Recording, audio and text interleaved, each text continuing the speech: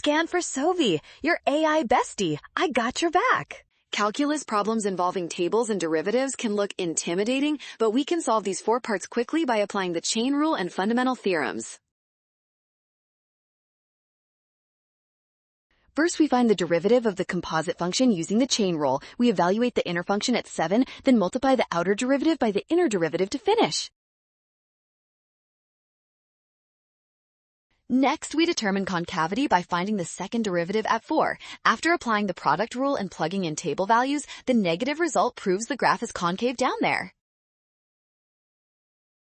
Finally, we evaluate the function and its derivative at 2. Since the derivative is positive, we conclude the function is increasing at that specific point. Well done! Scan the code. You can learn better with Sovi. Watch signs to avoid a rush. Trust given values and check steps.